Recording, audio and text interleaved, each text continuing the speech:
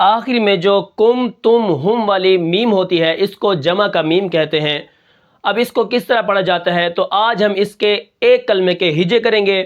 اور اس کے بعد ہم دوسرے کلموں کو رواں پڑھیں گے اور دیکھیں گے کہ ان کلموں کو کس طرح پڑھا جاتا ہے اور اس کے اندر کون کون سے وقف ہیں اور کون کون سی چیزیں پائی گئی ہیں۔ تو سب سے پہلے آپ دیکھیں ہمارا جو کلمہ ہے وہ ہے ہم فیہا، تو اس کے ہجے کیسے ہوں گے؟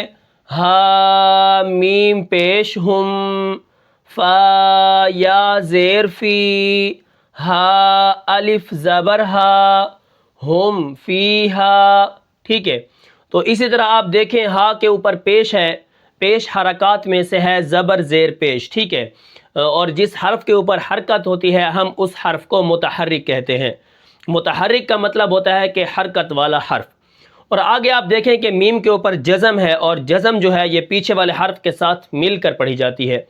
تو اسی طرح آپ دیکھیں فا یا زیر فی زیر حرکات میں سے ہے اور جزم پیچھے والے حرف کے ساتھ مل کر پڑھی جا رہی ہے۔ یا ساکن ہو پیچھے زیر ہو تو ہم اس یا کو یا مدہ کہتے ہیں اور اس کو ہم کھینچ کر پڑھتے ہیں، جیسے ہم فی ہا الف زبر ہا، ہم فی ہا، ٹھیک ہے، آگے الف مدہ ہے اور وقف بھی سکون ہے جو پہلے ہی سے ساکن ہے۔ اس کے بعد ہمارا جو کلمہ ہے وہ ہے لکم دینکم ولی دین، سورۃ الکافرون کی آخری آیات ہے۔ تو آپ دیکھیں لام کے اوپر زبر ہے، کاف کے اوپر پیش ہے، زبر زیر پیش حرکات میں سے ہو گئی، اور میم کے اوپر جزم ہے، جزم کا دوسرا نام سکون ہے، یعنی ہم ساکن کر دیں گے، رک جائیں گے، جیسے لکم رک گئے، آگے دینکم، ٹھیک ہے، دی یہاں پر یا ساکنہ ہے، آگے نون کے اوپر پیش ہے، پھر کاف کے اوپر پیش ہے، آگے پھر لکم دینکم، پھر آگے کیا ہے جزم آ گئی، سکون آ گیا، رک جائیں گے، لکم دینکم ولیہ، واو زبر وا لام زیر لی، والی یا زبر یا والیہ، ٹھیک ہے، دال یا زیر دی، وہاں پر کیا ہے یا مدہ ہے، دال کے نیچے زیر ہے، آگے یا ساکن ہے، تو آگے کیا ہے نون کے نیچے زیر ہے، لکم دینکم ولی دین،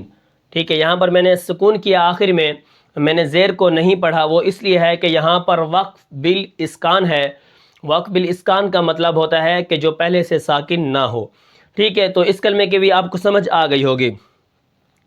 اس کے بعد جو ہمارا کلمہ ہے وہ ہے ان ربہم۔ اب یہاں پر دیکھیں حمزہ کے نیچے زیر ہے، اگر بات کی جائے الف کی تو الف جب خالی ہوتا ہے تو وہ الف ہی ہوتا ہے، لیکن اگر اس کے اوپر نیچے کوئی حرکات آ جاتی ہے، زبر آ جاتی ہے، زیر آ جاتی ہے، پیش آ جاتی ہے، تو وہ الف نہیں رہتا، وہ حمزہ ہو جاتا ہے۔ اب حمزہ نون زیر ان، اب یہاں پر میں حمزہ کو نون کے ساتھ اس لیے ملا کے پڑھ رہا ہوں کیونکہ نون کے اوپر تشدید ہے اور تشدید 2 بار پڑھی جاتی ہے، ٹھیک ہے، پیچھے والے حرف کے ساتھ مل کر اور اپنی حرکت کے موافق، ٹھیک ہے۔ اس کے بعد آپ دیکھیں را ہے، را کے اوپر زبر ہے، را کو با کے ساتھ ملا کر پڑھنا ہے، با کے اوپر تشدید ہے، ان ربہم، ان، اب یہاں پر دیکھیں غنہ بھی ہوگا کیونکہ نون مشدد ہے، نون اور میم جب مشدد ہوتے ہیں تو وہاں پر ہم کیا کرتے ہیں غنہ کرتے ہیں۔ تو ان ربہم، را کو میں کیا کروں گا موٹا کر کے پڑھوں گا اور با کے اوپر کیا ہے تشدید ہے، ان رب، آگے پھر وہی میم آ گئی جمع کی، ہا میم پیش ہم، یہاں پر ہم کم کم، ٹھیک ہے، یہ جو میم ہے یہی میں آپ کو بتا رہا ہوں کہ آخر میں یہ کس طرح پڑھی جاتی ہے، ان ربہم، ٹھیک ہے، یہ کلمہ بھی مکمل ہو گیا۔ آگے آپ دیکھیں بہم، با یا با زیر بی، با زیر بی، ہا میم زیر ہم، بہم، ان ربہم